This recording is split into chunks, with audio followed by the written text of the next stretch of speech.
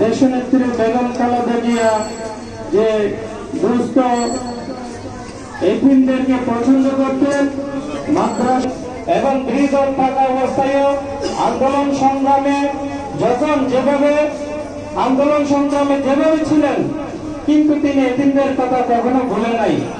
তিনি মাদ্রাসার ছাত্রদের কথা ভুলে নাই।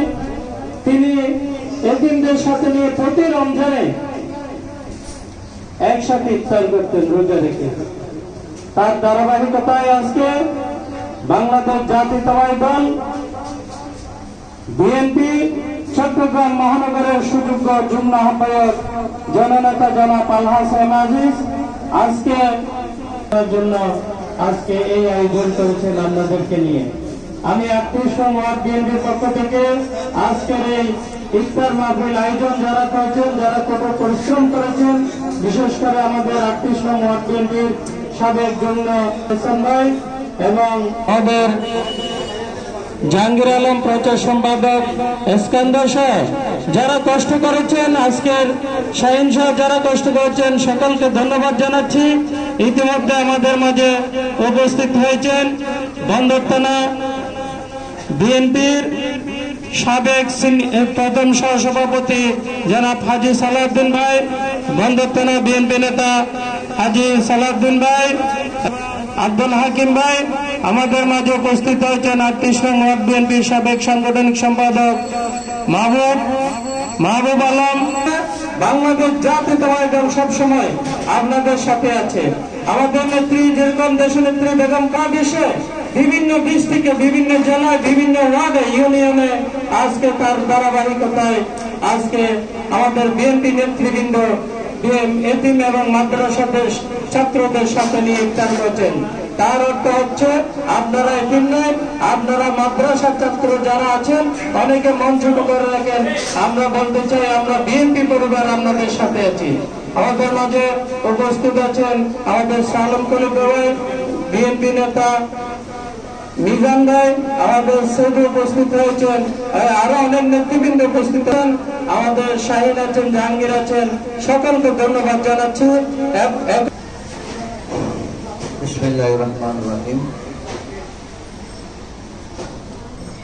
পবিত্র মাহে রমজানের আজকের এই প্রথম ইফতারের মাহফিলে আমাদের আজকের এই আয়োজন, আমাদের এখানে উপস্থিত আছেন, আস্তে আস্তে বসে আমাদের মসজিদের খতিব যিনি আজকে ইফতার মাহফিলের মিলাদ এবং কিয়াম করবেন, মুনাজাত করবেন, উপস্থিত নেতৃবৃন্দ আরো সামনে এবং এতিম আলেম ওলামাদের নিয়ে উনি প্রথম রমজানের দিন ইফতার করছেন। এই জন্য আজকে এখানে উদ্যোক্ত হচ্ছে বিশেষ করে আমাদের ওয়ার্ড বিএনপি সিনিয়র যুগ্ম সম্পাদক আলী হাসান এবং জাহাঙ্গীরের প্রথম উদ্যোগ দিল যে যেহেতু দেশনেত্রী বেগম খালেদা জিয়া দেশের বাইরে আছেন,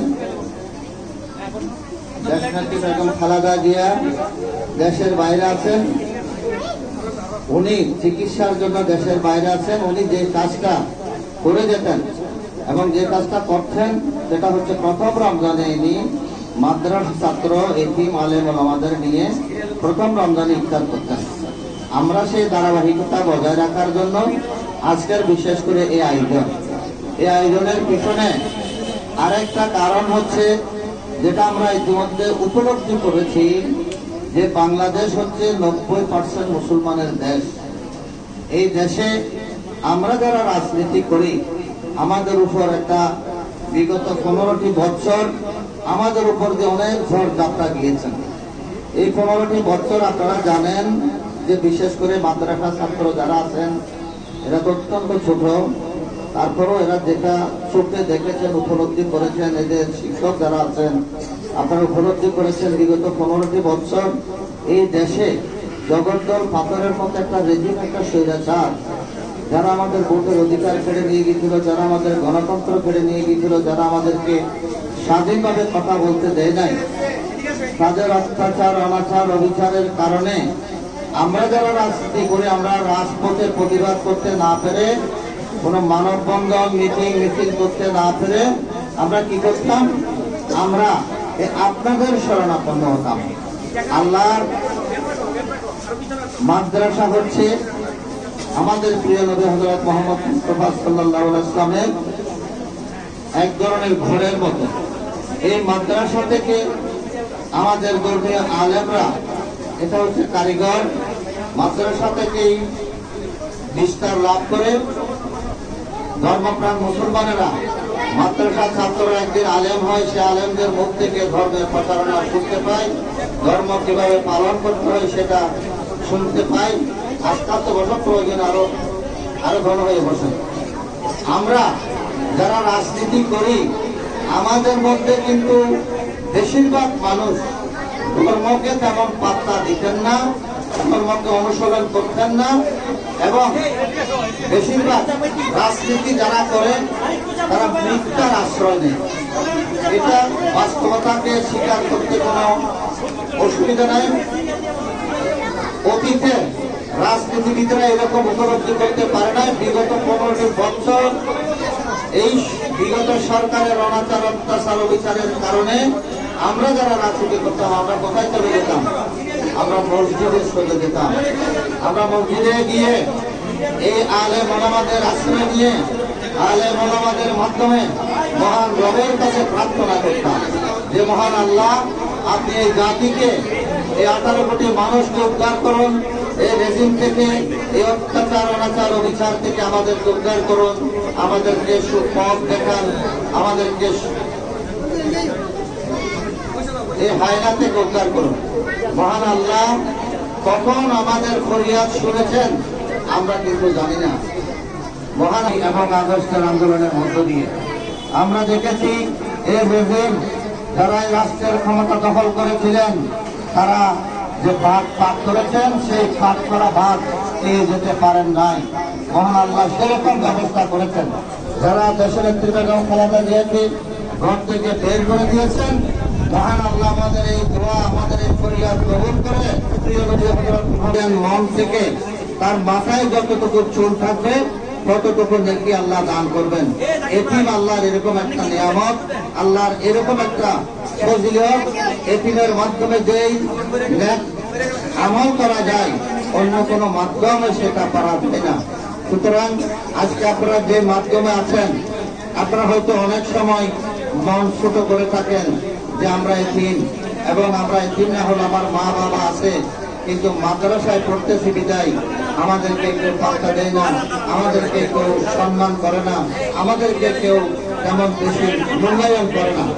আপনাদের মূল্যায়ন কোথায়? আপনাদের মূল্যায়ন স্বয়ং মহান রবের কাছে, মহান আল্লাহর কাছে। আপনাদের মূল্যায়ন আমাদের মতো পাবেন। এই যে আমরা শেষবারের মতো যে আল্লাহ আমাদেরকে মূল্যায়ন করেছেন, আমাদেরকে দান করেছেন। কি দান করেছেন? আমাদের দেশ নেত্রী বেগম খালেদা জিয়াকে হায়াতে তৈয়বা দান করেছেন, যে শেখ হাসিনার পতন দেখিয়েছেন। না হলে খালেদা জিয়া কবেই মারা যেতেন। খালেদা জিয়াকে বন্দি করে মেরে ফেলার জন্য অনেক চেষ্টা করেছেন শেখ হাসিনা, মারতে পেরেছেন? কেন পারেন নাই? হায়াত মওত হচ্ছে আল্লাহর কাছে। সে আল্লাহ খালেদা জিয়াকে হায়াত দান করেছেন এবং খালেদা জিয়াকে শেখ হাসিনার পতন দেখিয়েছেন। সে আল্লাহর প্রতি আপনাদের বিশ্বাস থাকবেন, সে আল্লাহর প্রতি ঈমান দৃঢ়তার সাথে ঈমান মজবুত করে আপনারা আপনাদের এই যে সাবজেক্ট, যে ধর্মীয় সাবজেক্ট আল কোরআন এবং হাদিস, এই শিক্ষায় মনোনিবেশ হবেন। এই শিক্ষায় আপনাকে একদিন সমাজের অত্যন্ত উঁচু মাকাম দান করবেন। সমাজের সব দিক ছেড়ে দিই না, আলেমদেরকে সম্মান করি না। আপনি যত বড় রাজনীতি আগামী দিনে সে আলেম হবেন, আপনারা মসজিদের খতিব হবেন, আপনারা হাফেজ হবেন, অর্থাৎ যেটাই আল্লাহর মহান নিয়ামত, সেই নিয়ামত আপনাদের জন্য আল্লাহ রেখে দিয়েছেন। আপনারা, আমার একটা ছোট্ট অনুরোধ থাকবে, আপনারা এই যে আপনারা একবার যদি আল্লাহকে ডাকেন, আল্লাহ 10 বার জবাব দেবেন। আমরা কিন্তু ডাকলে জবাব দেবে না, কারণ আমাদের বয়স হয়ে গিয়েছে। ছোট ছোট বাচ্চারা যখন মা বাবাকে একবার ডাকে, মা বাবা যেভাবে জবাব দেয়, আল্লাহ রাব্বুল আলামিন আপনারা যেভাবে ডাকবেন, এই বাচ্চারা আল্লাহকে একবার ডাকলে আপনারা 10 বার জবাব দিবেন।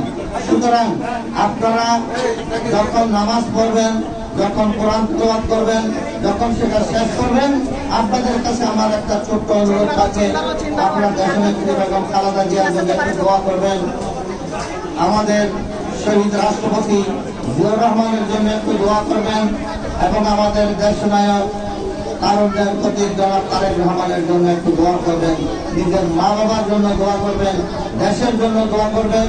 এই দেশের উপর যেন আল্লাহ হরহ রহমত বর্ষণ করে, রহমত নাযিল করে, রহমতে যেন আমাদেরকে এই দেশকে ভরপুর করে দেয়, আমাদের যেন সোনার বাংলা করতে পারি।